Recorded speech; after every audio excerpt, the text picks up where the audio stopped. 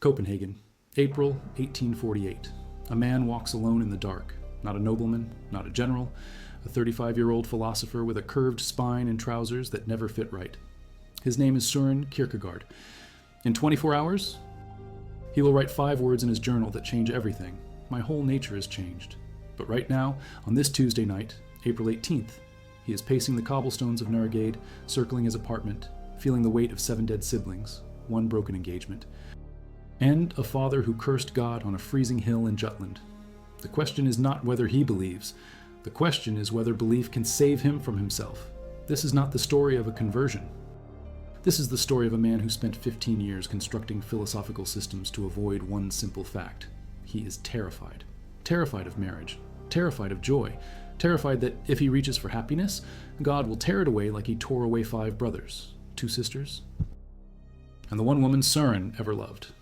Tonight, Holy Week, 1848, he stands at the edge, despair on one side, faith on the other. The leap has not happened yet, but the city is burning with revolution. Denmark is at war with Prussia, and inside this man's skull, every certainty he ever built is collapsing. If you value documented existential philosophy and psychological history like this, subscribe. It's the best way to support our work. Also comment from which city you're hearing this from. This script is researched and factual. Using sources from the Søren Kierkegaard Research Center at the University of Copenhagen, verified through their published volumes of Kierkegaard's journals and notebooks edited by Niels Jørgen Kapelern and published between 2000 and 2018, and cross-referenced with Walter Lowry's translations from 1940 and Joachim Garf's definitive biography published by Princeton University Press in 2005. Now back to the information. 24 hours before the journal entry, April 18th, 1848, roughly 8 o'clock in the evening, Kierkegaard sits in his apartment at Nørregade number 43, second floor, 3 rooms, books stacked everywhere. He has just returned from one of his walks. Not the long ones, the short ones, the walks where he avoids eye contact. Since the Corsair affair 2 years ago, strangers mock him in the street. They laugh at his crooked back. They shout his name. Children point. He used to walk for hours, talking to maidservants and beggars, what he called his people baths. Now he walks like a fugitive. His mind is on the manuscript sitting on his desk, The Sickness unto Death. He has been drafting it since February. The opening line is already written. Man is spirit. But what is spirit? Spirit is the self. But what is the self? The self is a relation that relates itself to itself. He reads it back. It sounds like Hegel. He hates Hegel, yet here he is, looping into dialectics, trying to define something he cannot touch. Despair, the sickness unto death, not physical death, spiritual death, the death that happens while you're still breathing. He thinks of Regine. Always Regine. Regine Olsen, born January 23rd, 1822.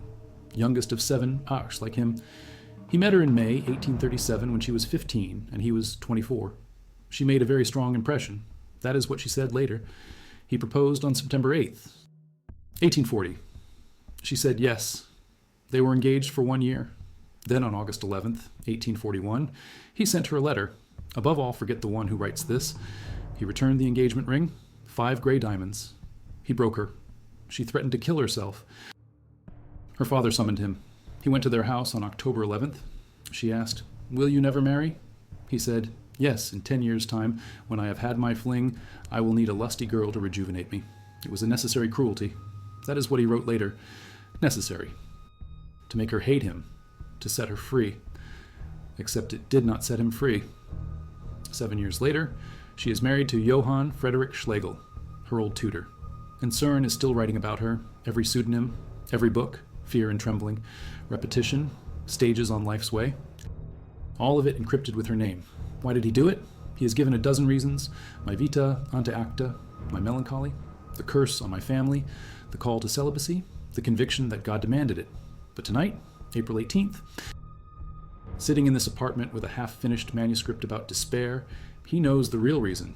He was afraid that if he married her, if he let himself be happy, God would punish him, because that is what God does to the Kierkegaards. His father, Michael Pedersen Kierkegaard, was born in 1756 in Sæding, a village on the Jutland Heath, poorest parish in Denmark. At age 11, Michael was sent to herd sheep. One day, freezing and alone, he climbed a hill and cursed God. He screamed it into the wind. Years later, he told Søren, he believed that curse doomed his children. 7 children, 5 dead before age 25. Only Søren and his brother Peter survived past 30. Søren calls it the Great Earthquake.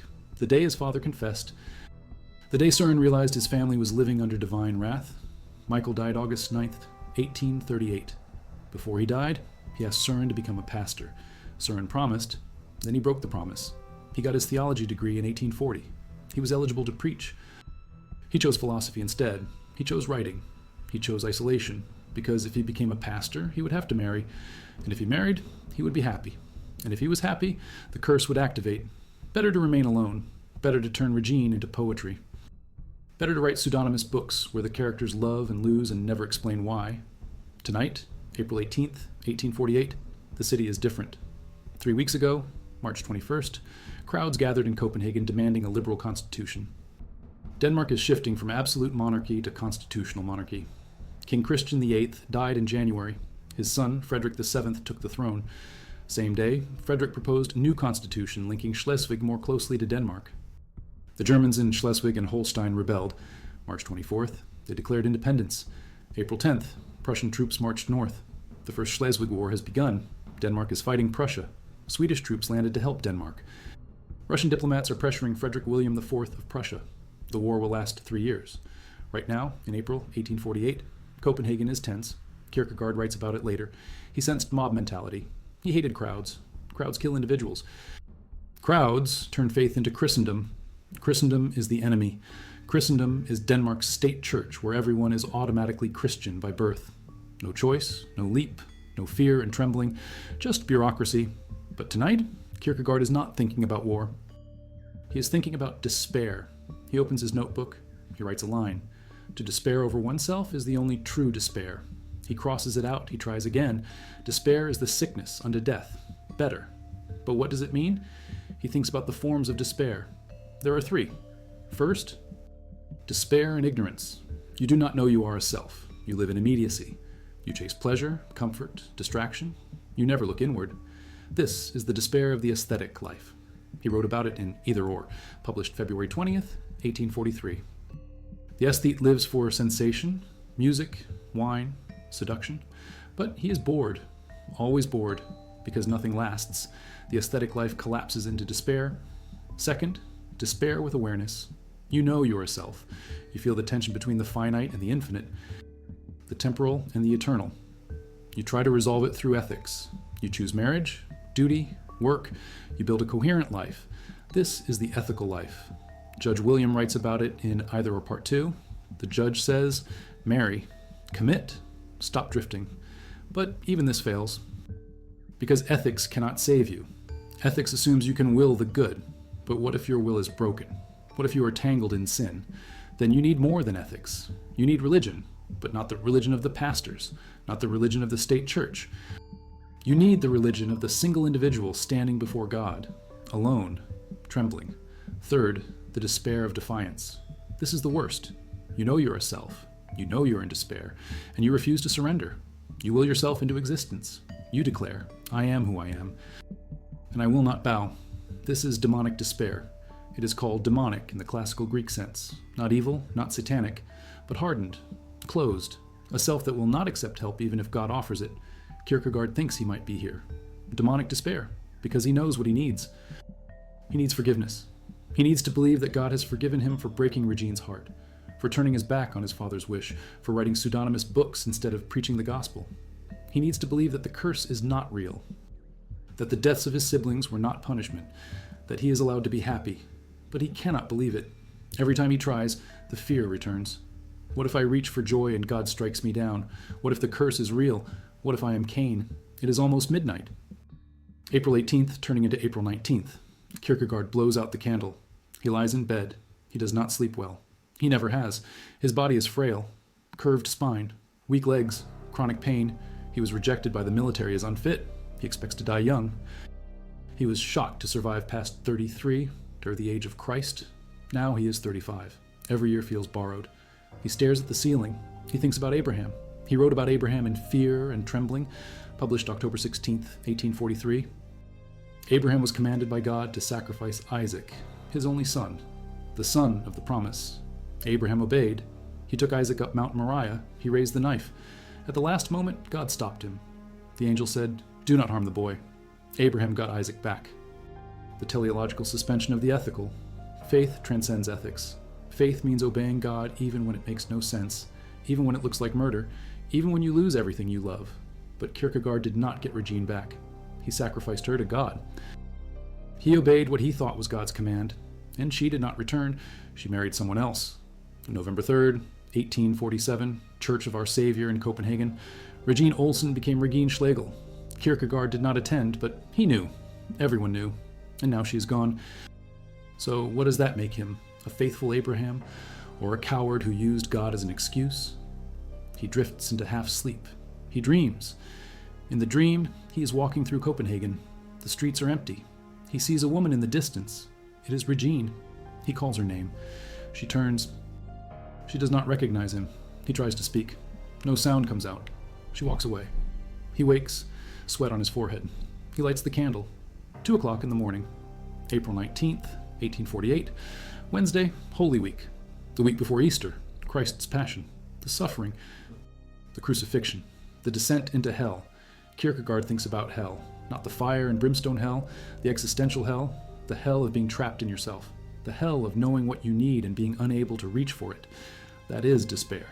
Despair is being unable to die. You want to escape yourself, but you cannot. You are stuck. A self that cannot stop being a self. A consciousness that cannot shut off. Dante had it wrong. The inscription on the gates of hell should not be "Abandon all hope." It should be "You are hope, and hope is what you cannot bear." He gets out of bed. He paces. 3 steps to the window. 3 steps back. He looks out at Nuremberg, a few lanterns, shadows. He wonders if anyone else is awake. He wonders if anyone else feels this. The weight. The vertigo. The sense that you are standing on a cliff and the ground is crumbling. Jean-Paul Sartre will call it nausea 100 years from now. Kierkegaard calls it anxiety, angst, the dizziness of freedom. You're free to choose, but what if you choose wrong? What if every choice you make leads to more suffering? Then freedom is not a gift, it is a curse. He thinks about his father again, Michael Kierkegaard, hosier, retired at 40, lived to 82. Michael believed in the curse. He lived in fear, and he passed that fear to Søren. Fear of joy, fear of pleasure. At parties, Søren was brilliant. Witticisms flowed. Everyone laughed. But inside Kuda, he wanted to shoot himself. August 1st, 1835. I have just come back from a party where I was the life and soul. Everyone laughed and admired me. But I left and wanted to shoot myself. At 35, nothing has changed.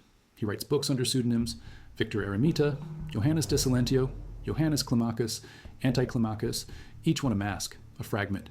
He publishes them and watches Copenhagen try to figure out who wrote what. A desperate game, because if he wrote under his own name, he would have to say, "This is who I am," and he cannot do that. He is a relation that relates itself to itself, but the relation is broken. 4 o'clock in the morning. Still dark, Kierkegaard sits at his desk. He opens the manuscript of The Sickness Unto Death. He reads what he wrote yesterday. The formula that shows the state of the self when despair is completely eradicated is this: in relating itself to itself and in willing to be itself, the self rests transparently in the power that established it. That is faith, to rest transparently in God, to stop fighting, to stop scheming, to let go. But how? How do you let go when every instinct says, "Hold on"? How do you rest when your mind never stops? How do you trust a God who took 5 brothers and 2 sisters and the one woman you ever loved? He thinks about May 19th, 1838, 10 years ago, almost to the day. He wrote in his journal, "There's an indescribable joy that is kindled in us just as inexplicably as the apostle's unmotivated exclamation. Rejoice, and again I say, rejoice. Not a joy over this or that, but a full-bodied shout of the soul with tongue and mouth and from the bottom of the heart." He felt it that day. A sudden, overwhelming joy. No reason, no cause, just joy. Pure and inexplicable. He thought it was God, a glimpse of grace, a foretaste of faith, but it did not last. It never lasts. The joy came and went, and what remained was the same anxiety, the same melancholy, the same fear. So what good is joy if it cannot stay? What good is faith if it does not heal? He closes the manuscript. He picks up another book, Works of Love, published September 29th, 1847, 6 months ago. He wrote it under his own name, not a pseudonym. His name, Søren Kierkegaard. It is about love, Christian love, neighbor love, not romantic love, not erotic love. Love is a duty. Love is a command. You shall love, not because you feel it, not because the other person deserves it, but because God commands it. And if God commands it, it must be possible. The command is the guarantee. If God says love, then love is within reach, even if you do not feel it, even if your heart is cold. Love is not a feeling. Love is a decision. Love is a work. You work at it. You practice it. You choose it every day. And eventually, maybe the feeling follows, or maybe it does not, but the work remains. He wrote that book thinking about Regine. Every page, every line. Love hides a multitude of sins. 1 Peter 4:8. He used that verse 3 times in his writing. 1843, 1848, 1851. Love covers. Love forgives. Love does not keep a record. If that is true, then maybe God has forgiven him. Maybe the curse is not real. Maybe the deaths of his siblings were not punishment. Maybe they were just deaths. Random, tragic, but not divine judgment. Maybe Michael cursing God on the Jutland Heath was just a scared boy's cry. Not a metaphysical event, not a curse that spans generations. Maybe Søren has been wrong. Maybe he's been living in a story that is not true. But if the story is not true, then he destroyed Regine for nothing. He broke her heart for nothing. He turned himself into an outcast for nothing. And that thought is unbearable. Because if the curse is not real, then he is not a prophet. He is not a knight of faith. He is just a man who was too afraid to love. A man who chose philosophy over happiness. A man who built a career on his own cowardice. 5:30 in the morning, April 19th, 1848. A Wednesday of Holy Week. The sun will rise soon. Kierkegaard puts on his coat. He goes outside. The streets are quiet. He walks west toward Frederiksborg Slot, the castle, the royal residence. He walks slowly. His legs hurt. They always hurt.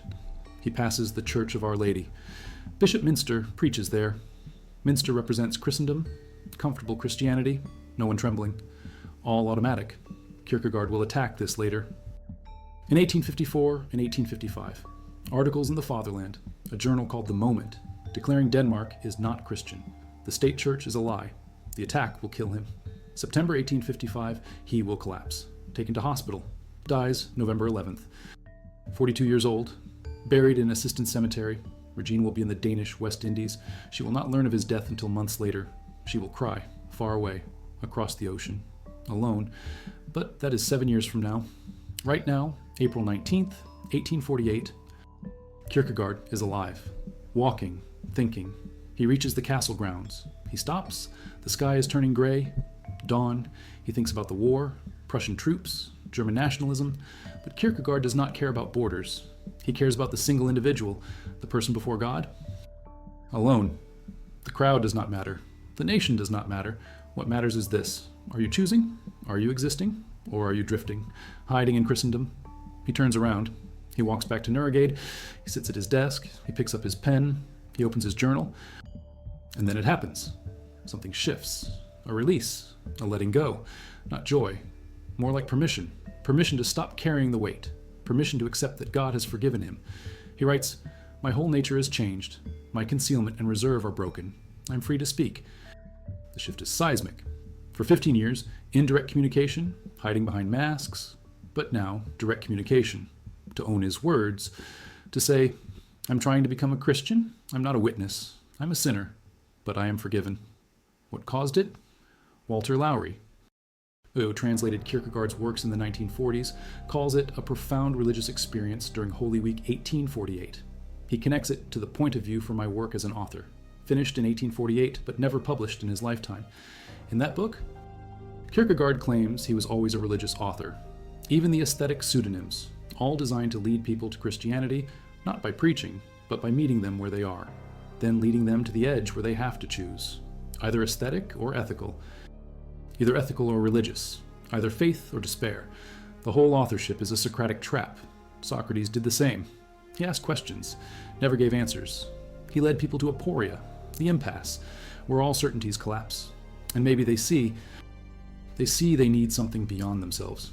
They need God. But why now? Why April 19th, 1848?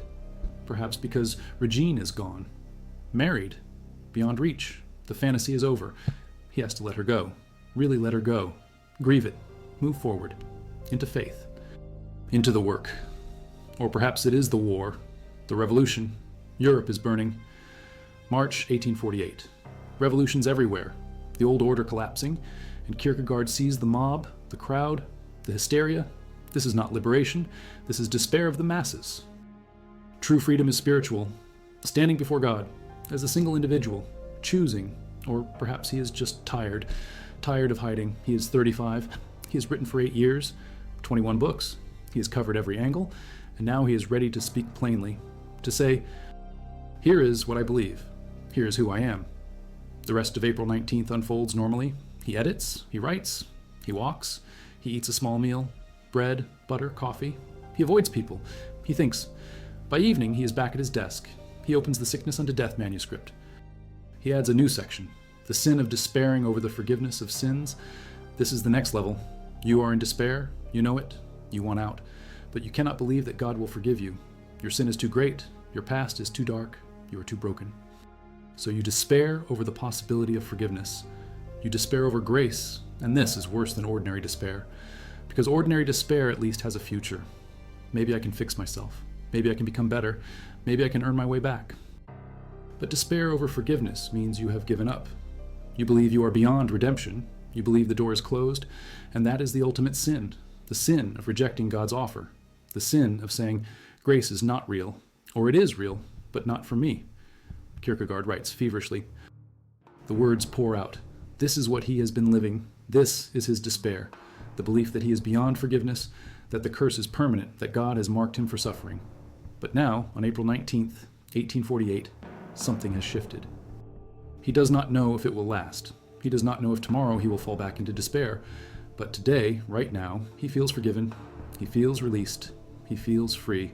And he has to write it down. He has to capture it before it slips away. By May, he will draft a journal entry about the sickness unto death.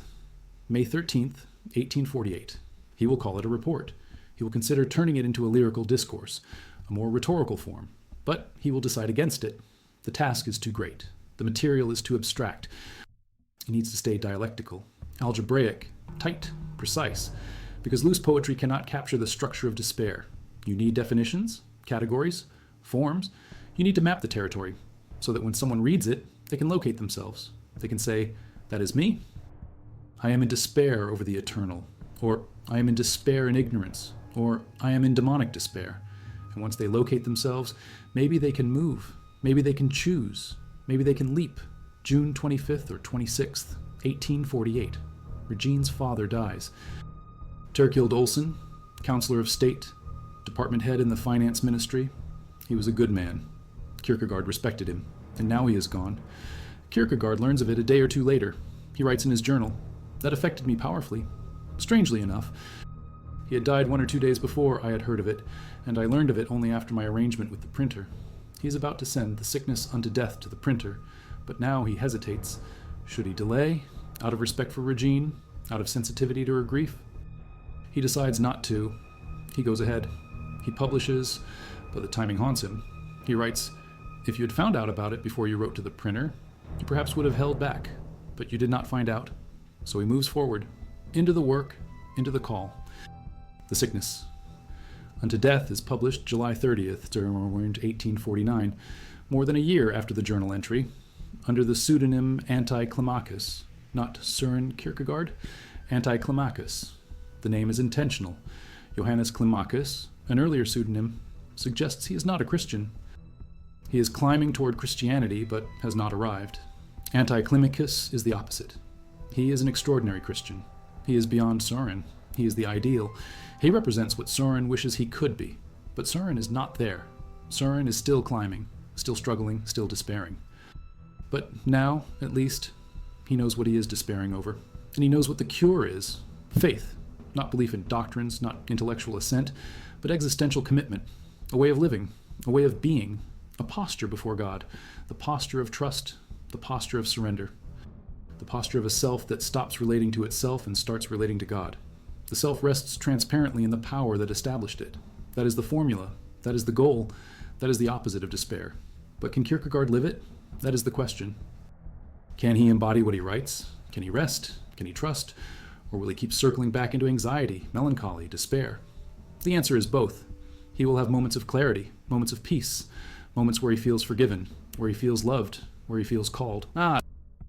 But he will also have relapses, dark nights, days where the weight returns, where the curse feels real again, where Regine's absence aches, where his father's ghost whispers, where the fear of joy grips him.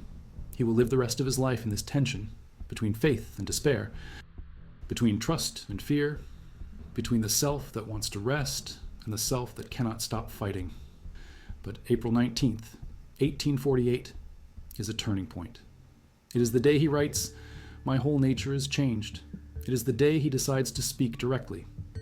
It is the day he begins the transition from indirect to direct communication, from pseudonyms to his own name, from hiding to owning. He will still use pseudonyms, Anticlimacus for The Sickness, Unto Death, Anticlimacus for Practice in Christianity, published September 25th, 1850. But alongside the pseudonyms, he will also write under his own name, Discourses, Sermons, Meditations, 3 discourses at the Communion on Fridays, published November 14th, 1849. 2 discourses at the Communion on Fridays, published August 7th, 1851. These are not philosophical, these are devotional. These are meant to be read aloud in church before taking communion. They are about forgiveness, about grace, about coming to the altar broken and leaving whole, or at least less broken, a little more whole, a little more transparent. The Friday discourses are significant. Communion in 19th century Denmark was not frequent, not like today. It happened on Sundays for the main crowd, but also on Fridays for a smaller group, the devout, the serious, the ones who took confession first, who knelt before the priest and confessed their sins, who heard the words of absolution, who then came to the altar to receive the bread and wine.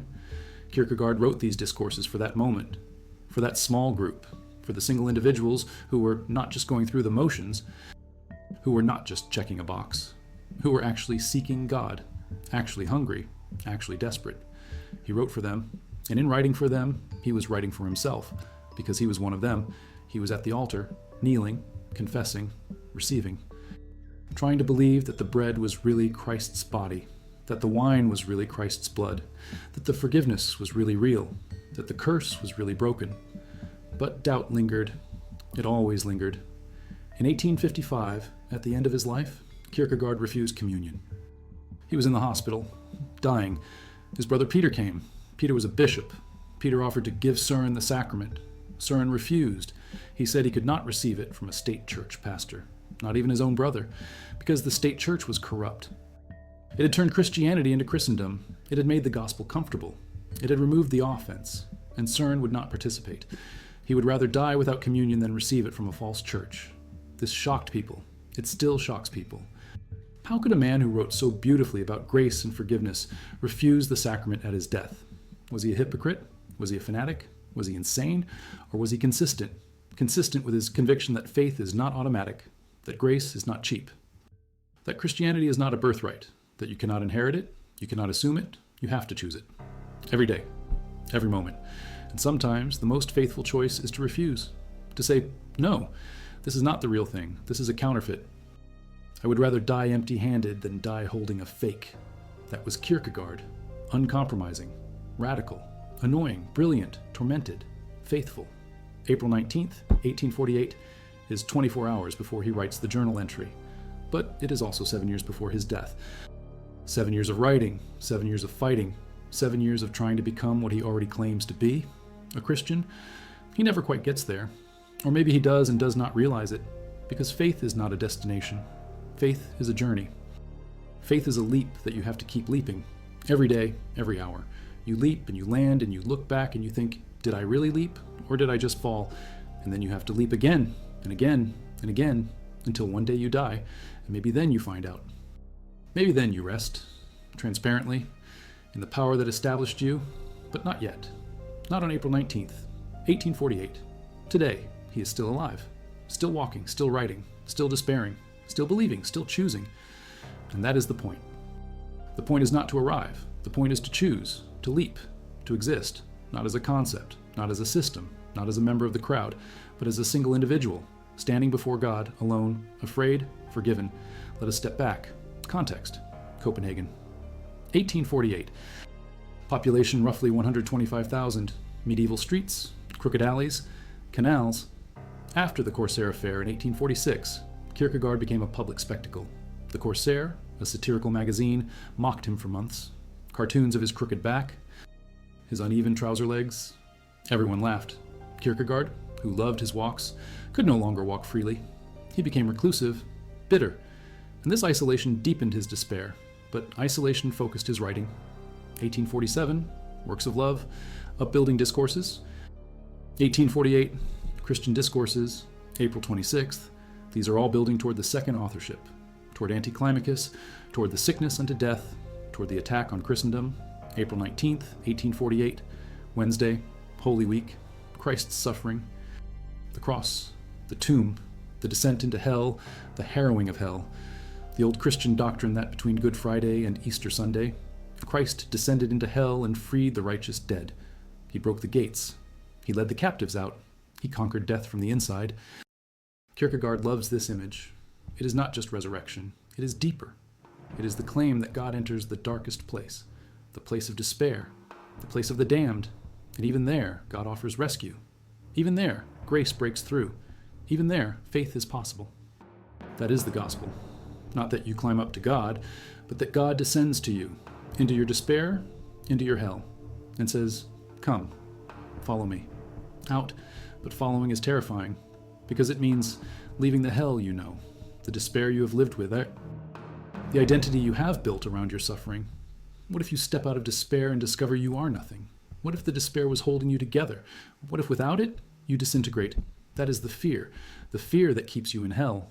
Not chains, not a locked door, just fear. Fear of freedom, fear of change, fear of becoming who you really are, a self, a spirit, a relation that relates itself to God, transparently. Kierkegaard knows this fear intimately. Every book is a map of fear and trembling. The fear of Abraham obeying God when obedience looks insane, the concept of anxiety, the vertigo of possibility, either or, the fear of choosing, philosophical fragments, the fear that truth is historical, concluding unscientific postscript, the fear that faith requires a leap into uncertainty. But what if you do not leap? Then you remain in despair. Despair is certain death.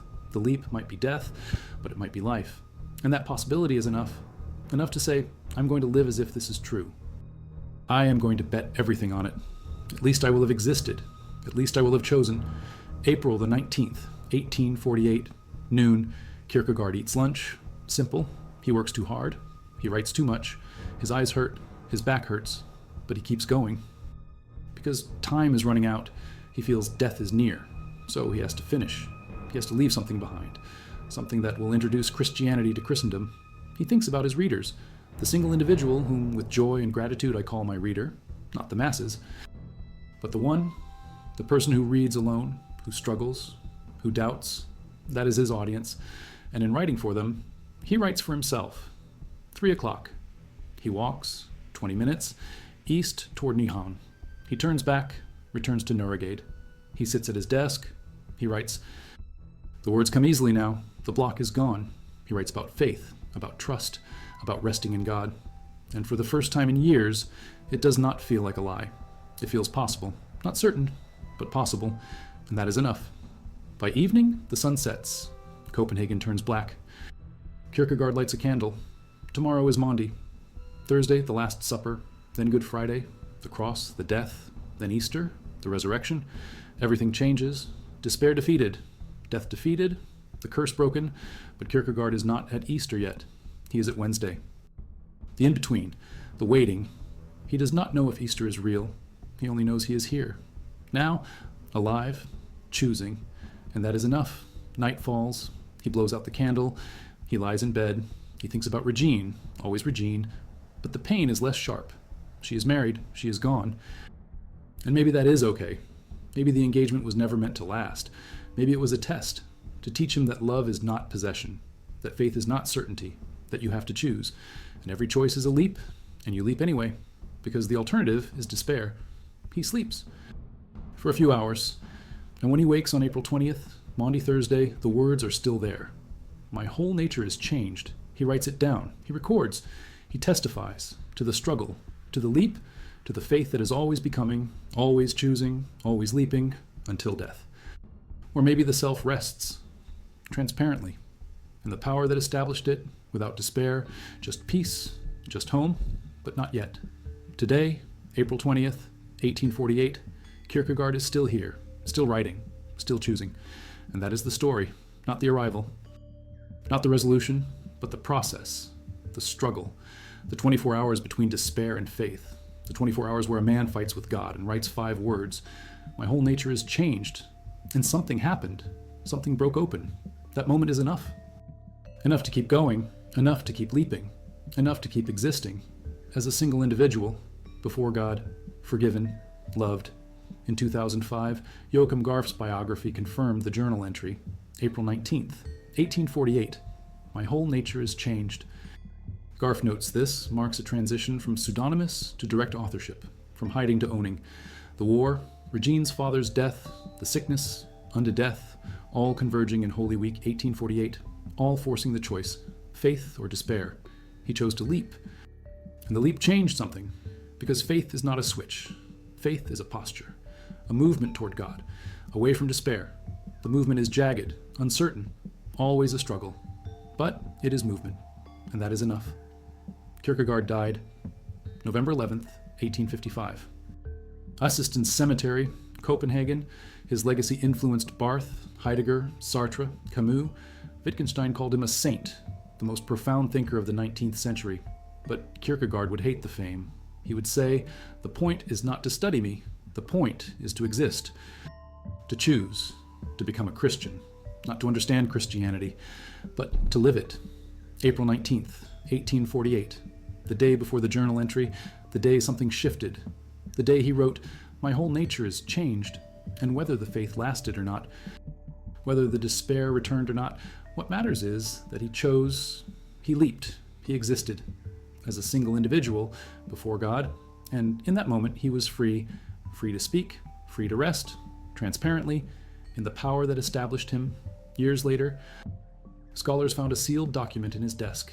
August 1851, it said, "The unidentified one whose name shall one day be identified, to whom all my activity as an author is dedicated, is my erstwhile fiancée, Mrs. Regine Schlegel." Everything, every book, every page, all for her, and she never knew, until he died, until his brother Peter sent the document to her in St. Croix, 15 years too late. She read it, she cried, she kept it, but she never spoke publicly. She lived until March 18th, 1904, 82 years old, outlived CERN by 49 years, and was buried in Assistens Cemetery, not far from Kierkegaard. 3 graves, 3 lives, tangled, inseparable. And in that tangle, a question. Did it matter? Kierkegaard believed love was eternal, hidden, known only to God. Maybe the greatest love is the love that cannot be spoken, cannot be lived, but exists anyway, in the self that relates to itself, and in that relation finds God and rests transparently forever.